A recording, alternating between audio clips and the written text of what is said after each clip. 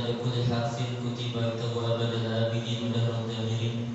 سبحانك لا علم لنا إلا ما علمتنا إنك أنت العليم الحكيم. رب اشرح لي صدري ويسر لي أمري واحلل عقدة من لساني يفقهوا قولي. بصوركم يا أهل الترك ويا أهل الباطن ويا أهل النوبة ويا أهل البر. Alhamdulillah, kita panjatkan puja serta puji syukur kehadirat Allah Subhanahu wa taala, yang mana kita masih diberikan oleh Allah berbagai macam kenikmatan, dan kita syukuri kita bisa hadir di tempat ini. Mudah-mudahan segala niat dan amal perbuatan kita dicatat oleh Allah Subhanahu wa taala dan dibalas dengan balasan yang berlipat ganda. Amin ya rabbal alamin.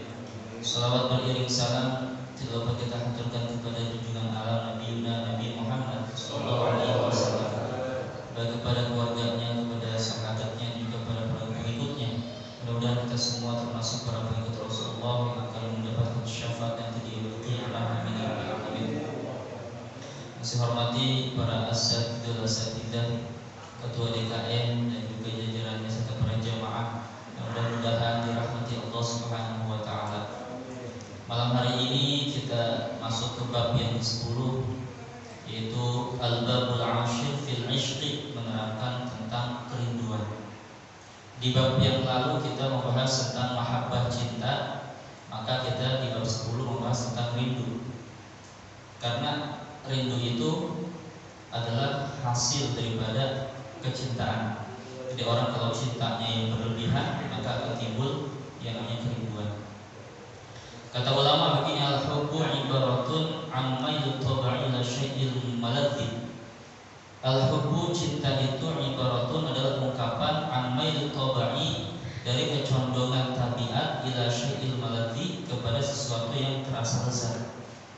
Jadi kecintaan itu, cinta itu adalah condongnya kita kepada sesuatu yang kita rasa atau kita bilang enak.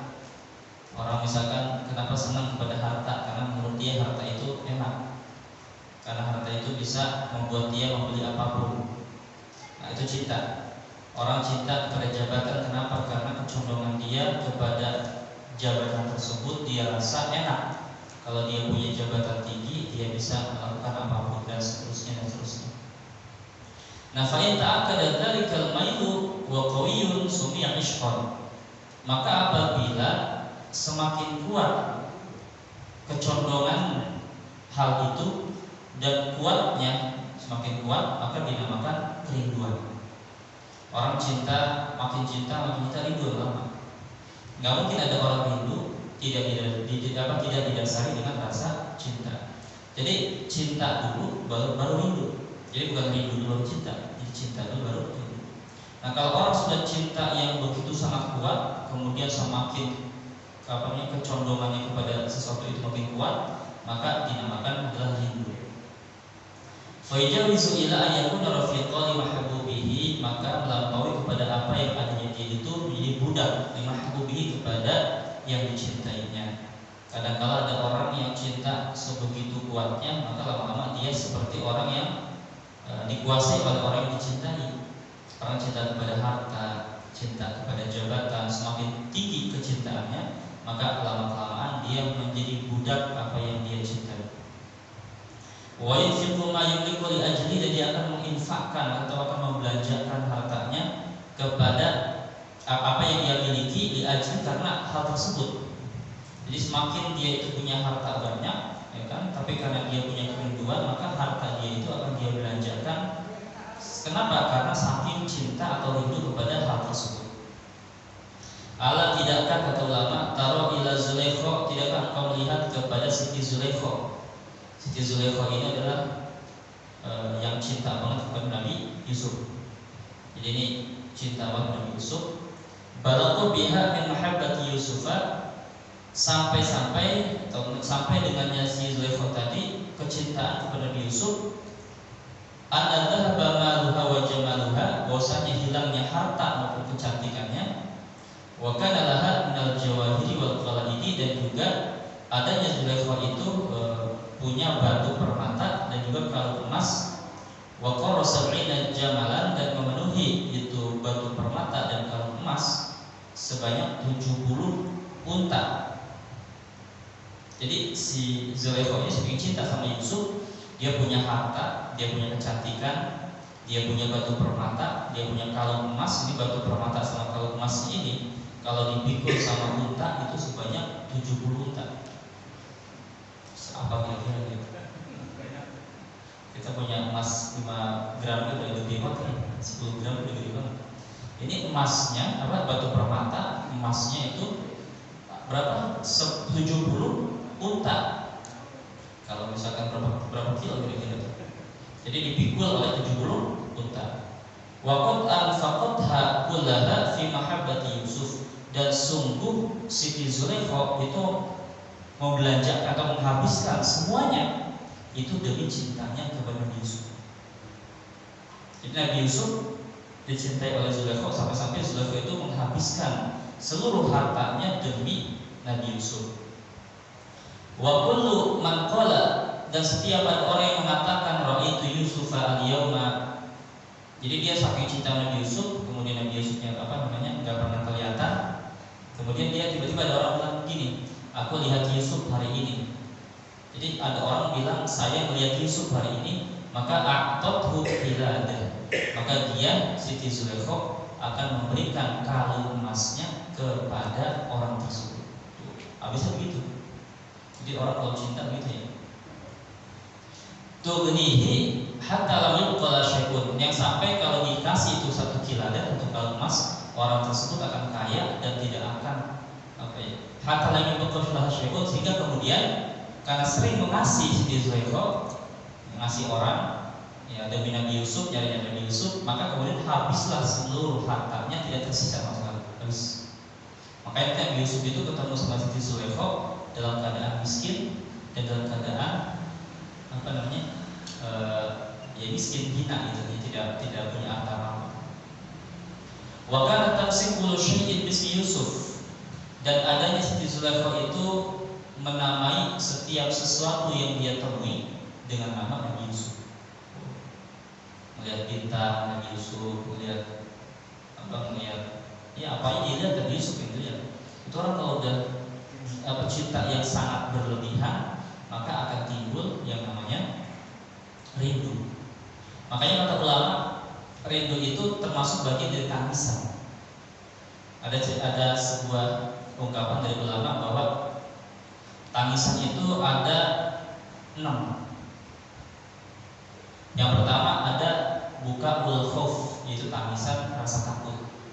Kemudian bukaul haya, bukaul khoti'ah, tangisan malu. Kemudian tangisan rasa bersalah, bukaul faq, tangisan kehilangan, bukaul hibah, tangisan merasa memandang kebesaran Allah, dan terakhir bukaul syauq, tangisan karena kerinduan. Jadi tangis karena kerinduan ini paling tinggi. Kenapa? Karena Nabi Syuaib sendiri ketika beliau nangis, kemudian sampai buta mata 3 kali, ditanya sama Allah kenapa nangis. Nabi Syuaib ditanya sama Allah kenapa nangis, apa kamu takut neraka? Kalau takut neraka, tenang aja, neraka akan aku jauhi dari kamu. Kalau kau pengen surga, surga akan kuwajibkan buat kamu, kata Allah gitu. Tapi Nabi Syuaib ketika ditanya pengen surga apa takut neraka, beliau nggak bilang begitu. Beliau mengatakan bahwa aku itu nangis gitu ya, itu karena apa? Karena rindu kepada Engkau ya Allah. Jadi ungkapan Siti Rabi'atul Adawiyah sudah diungkapkan oleh Nabi Syuaib. Jadi Nabi Syuaib itu sudah mengungkapkan dulu kata-kata itu, yaitu aku nangis ini karena apa? Karena rindu, bukan karena takut neraka. Nah kalau kita kan bisa nangis macam-macam, nangis karena nggak punya duit, nangis karena cicilan belum kelar, nangis anak belum sekolah, ya kan, itu dunia kita semua tuh. Jadi tangisan kita baru urusan dunia. Jarang ada yang nangis karena merasa punya dosa sama Allah, nangis karena belum bisa memenuhi hak Allah, nangis hari ini karena belum bisa berbuat baik. Jarang. Kita banyaknya apa dunia semua, nangis dihina orang, nangis dibenci orang, nangis gak punya apa-apa. Makanya kemudian ketika ditanya Nabi Syuaib nangis kenapa? Karena rindu kepada Engkau. Maka Allah mengatakan sesungguhnya rindu kepadaku tidak ada obatnya kecuali bertemu dengan aku, gitu. Makanya kita bayangin aja, Siti Zulaikha itu cinta sama Nabi Yusuf sebegitunya. Siti Zulaikha cinta sama Nabi Yusuf sebegitunya, sampai hartanya dia habiskan untuk Nabi Yusuf. Manusia cinta kepada manusia yang lain saja sebegitu besarnya, Pak. Makanya kita melihat ada orang kadang kenapa jadi gila, demen banget sama orang gila, itu ada banget. Sekarang kita bayangin, manusia cinta sama manusia atau manusia cinta kepada makhluknya, baik itu harta, tahta. Ada orang gila kan gara-gara nggak dapat jabatan misalkan, udah habis-habisan kalah, misalkan. Gila, stres, ya kan? Ada yang karena harta misalkan nggak dapat bagian warisan, akhirnya stres, atau harta yang lain. Nah itu bayangin, manusia cinta kepada manusia atau makhluk yang lain, itu bisa bikin orang seperti itu, ya kan? Makanya gak usah aneh ketika kita lihat banyak cerita-cerita gimana para walinya Allah cinta kepada Allah. Kenapa? Karena makhluk mahina, makhluk dicintai aja sebegitunya. Gimana dengan orang yang cinta kepada Allah, cinta kepada Sang Pencipta? Apa sebenarnya Sang Pencipta? Orang yang Allah yang menciptakan manusia, menciptakan makhluk, maka lebih tinggi lagi cintanya. Makanya kadang ada ulama diceritakan ada orang-orang soleh di zaman Nabi Isa contohnya tidak melihat merasakan apa-apa, saking cintanya kepada Allah. Orang menganggap dia itu majnun, gila. Itu gak usah aneh. Orang kalau udah cinta banget, maka dia tidak merasa dirinya ada di saat ada. Kadang ada orang saking cintanya aja makan gak mau, tidur gak bisa. Dia mau dia mereming mata gak bisa tidur karena teringat siapa yang dia cintai. Itu baru manusia maksudnya. Nah kita mah biasa-biasa aja gitu mah, karena kita mah memang dibilang cinta banget juga enggak. Cinta Allah, iya saya cinta pada Allah, saya akan bela Allah. Benar itu, baliknya benar itu. Makanya ada ulama bilang kalau kamu ditanya cinta apa enggak sama Allah, itu jangan dijawab. Kalau kita bilang saya cinta sama Allah, ditanya orang, kamu cinta sama Allah? Diam aja dia bilang. Jawab dong, harus jawab. Gak usah jawab. Kalau kita jawab cinta sama Allah, kita kayaknya bohong. Bohong kita itu. Artinya kita bohong, membawa nama Allah. Ada orang cinta kepada Allah misalkan, kemudian kata orang, kamu cinta sama Allah? Gak usah dijawab. Kenapa? Karena kecintaan kita apakah benar-benar karena Allah? Apa benar-benar cinta sama Allah? Itu ulama itu. Tapi kalau kamu bilang tidak, juga jangan. Karena kalau kita nggak cinta sama Allah, maka kita sekarang apa? Keluar dari agama. Ya udah gini aja. Maka kadang-kadang dalam semacam mancing. Kamu muslim, kamu bukan. Kita apa kayak begitu? Ketika kita punya kesel sama orang, ya kan? Kemudian kita bawa agama. Kamu bisa bukan? Kamu orang beriman bukan? Setelah Imam Hasan Al-Basri rahimahullah taala, ketika beliau ditanya, "Wah Imam Hasan Al-Basri, apakah orang beriman?" Beliau nggak langsung bilang, "Saya orang Islam, saya orang beriman." Dia mengatakan dengan bahasa, "Seandainya engkau bertanya aku tentang aku ini orang beriman secara hukum fikih, secara hukum ini mungkin masuk. Tapi kalau engkau bertanya kepadaku timbangannya dengan ayat Al-Quran yang berbunyi apa yang apabila innamal mu'minun apa idza quri'at 'alaihimul Qur'anu, apabila dibacakan Al-Quran wajilat qulubuhum, itu ayat itu. Jadi kalau dibaca Al-Quran kita bergetar hatinya. Nah kalau ditanya kayak begitu, saya nggak tahu apakah saya termasuk atau tidak. Itu jawabannya. Orang sekarang kan enggak. Karena kalau kita mengkampling-kamplingkan orang, ini orang Islam, ini orang Islam, kita mengkampling-kamplingkan kita. Padahal kita sendiri pun belum tentu termasuk yang sempurna imannya. Makanya kita tetap nikatin, cuma jangan kemudian kita menjadi orang yang menjas orang lain. Nah itu cinta tuh ya, cinta itu macam-macam. Jadi cinta yang paling tinggi adalah cinta kepada Allah Subhanahu wa taala dan juga kepada baginda Rasulullah SAW. Kemudian waqad nusyat kullu syai'in siwa. Jadi Siti Zulaikha saking cintanya kepada Nabi Yusuf, apapun dinamai Nabi Yusuf, sampai-sampai dan sungguh dia sampai lupa setiap sesuatu kecuali Nabi Yusuf. Coba bayangin, semuanya dia lupa dah. Kalau ditanya apa, bukan Nabi Yusuf. Ini batu kamu enggak betul Yusuf gitu. Kalau kayak kita film apa ya? ini itu punya. Jadi yang dia cintai disebutin sama dia. Kita bawa apa aja disebut yang dicintai. Itu Siti Zulaikha keadaannya. Min fartil ishqi, dikarenakan terlampaui rasa rindunya. Artinya orang kalau udah rindu banget, kelewat itu, kelewat jadinya ngeblank kalau sekarang. Dan orang saking cintanya sama Nabi Yusuf, Siti Zulaikha, sampai kemudian apapun yang dia lihat, apapun yang dia temui, sampai-sampai dia lupa kepada selain Nabi Yusuf. Oh, ini istri kita masalah ya?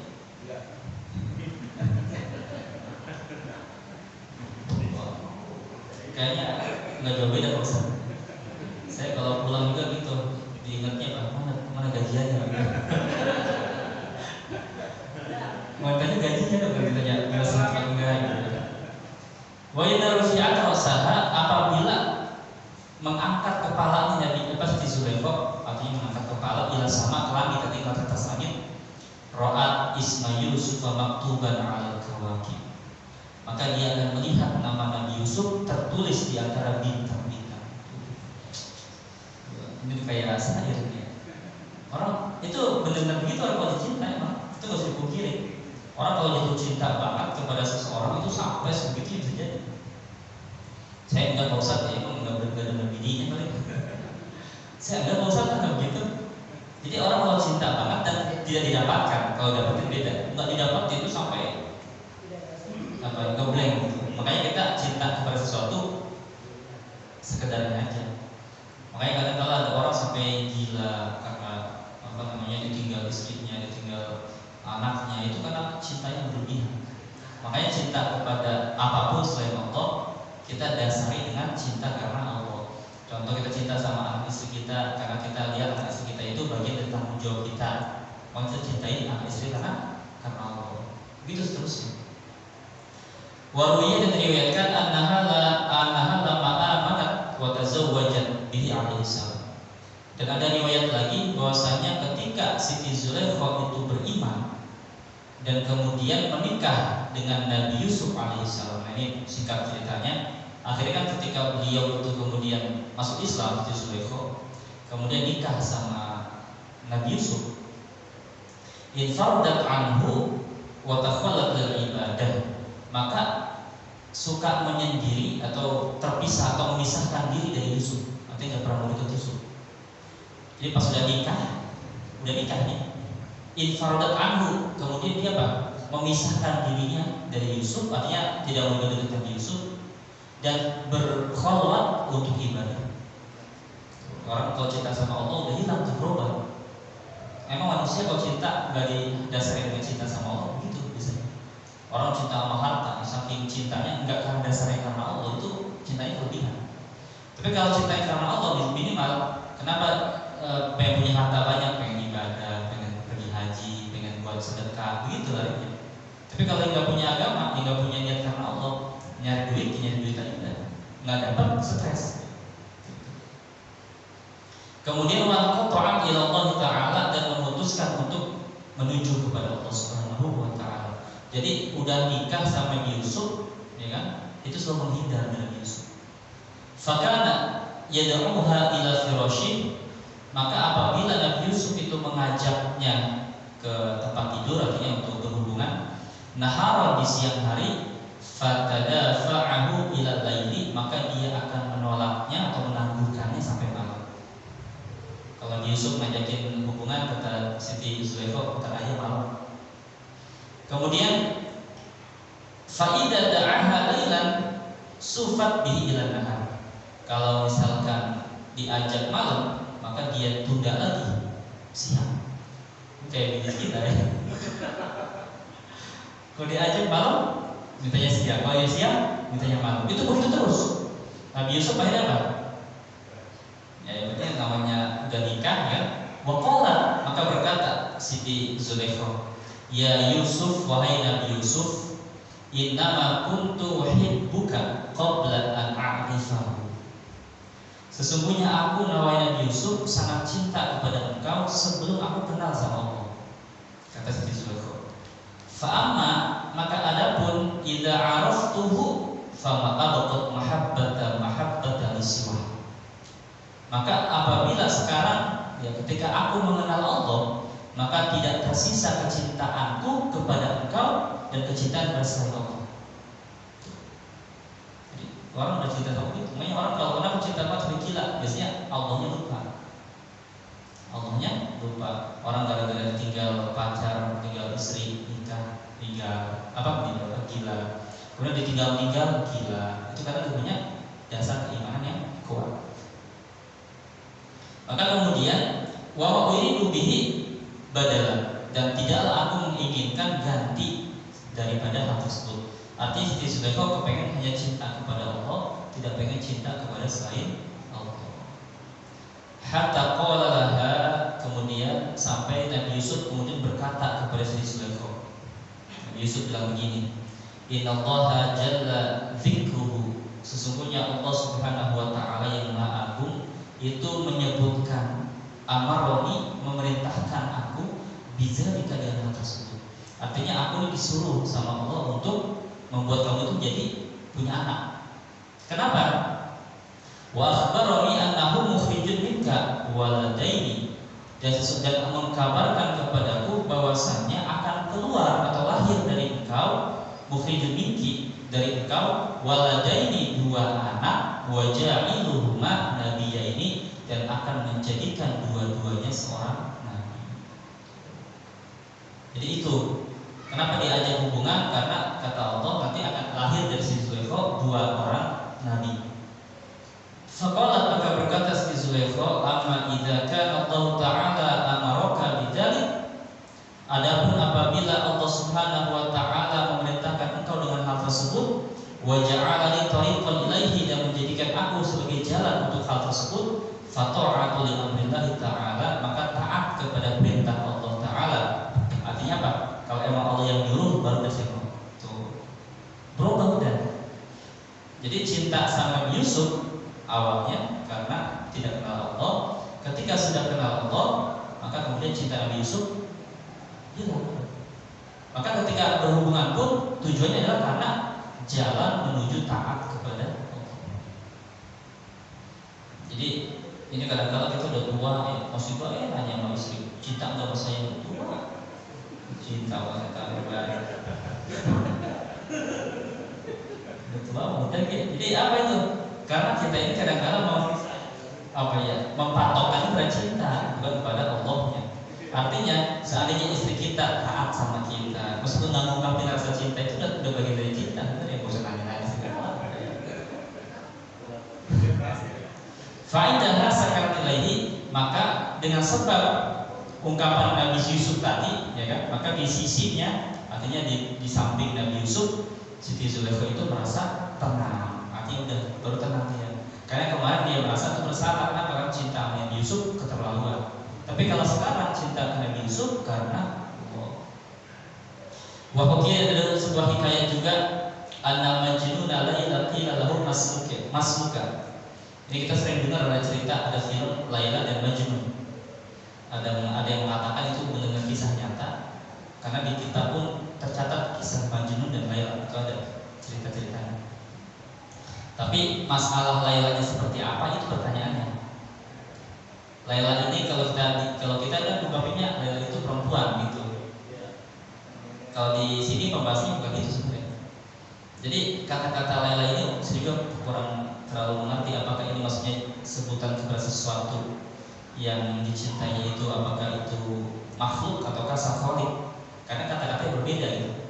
Jadi ana majnun Laila qila lahu masmuka, ada seorang yang gila atau majnun ya kepada Laila, dikatakan kepada dia, siapa nama kamu? Qala, dia berkata, Laila. Kamu siapa namanya? Laila saya. Saking cintanya pada Laila itu. Kayak kita nih, siapa nama kamu? Nama kita. Kamu gak cinta pada masih itu, sebutin nama dia, Laila. Waqila lahu yauman aw matat Laila. Waqila, dikatakan kepadanya suatu hari telah mati si Laila. Qala, maka kemudian berkata, inna Laila fi qalbi lam tamut. Sesungguhnya Laila itu di dalam hatiku dan dia tidak mati. Ana Laila, saya Laila. Wa marra yawman ala darin Laila. Ini cerita orang yang sedang jatuh cinta begini pembahasannya. Kadang suka melihat ya Allah orang manusia itu cinta kepada manusia ini begitu. Makanya kita ini dialihkan supaya jangan cinta kepada makhluk, tapi cinta kepada Khaliqnya. Maka ini sebagai fenomena cinta-cinta itu sebagai pelajar buat kita. Ada orang cinta sama begini-begini. Nah, ada cerita Laila sama Majnun cinta sama Laila sampai kalau ditanya siapa nama kamu Laila. Kemudian kalau misalkan ditanya Laila udah mati, dia bilang apa? Laila itu hidup di dalam hatiku, dia nggak akan mati. Orang cinta begitu. Ana Laila, akulah Laila. Wa Maryam ala dari Laila, kemudian dia suatu ketika melewati rumahnya Laila. Fanadhar ila samai, kemudian dia melihat ke atas langit. Faqila lahu, maka dikatakan kepada dia, ya Majnun, wahai orang gila, la tanzur ila sama, jangan kau lihat ke langit, walakin dur ila jidar, tapi lihatlah ke rumahnya jidar Laila, ke rumahnya dindingnya Laila. Orang gila, ngapain lihat ke langit? Itu rumah Laila itu lihat rumah Laila, ngapain lihat ke langit? La'allaka taraha, supaya kamu bisa melihat Laila. Qala, berkata si Majnun, ana aktafi binajmi yaqamu dilluhu ala dari Laila. Aku cukup melihat apa? Melihat bintang yang bayangannya jatuh di atas rumahnya Laila. Jawab dulu saya kayak ya. Kalau sekarang pacarannya nggak ada saya bisa. Kalau orang dulu tuh kalau apa sih kepada istri, kepada anak itu pakai syair. Kalau kita enggak pakai TikTok sekarang.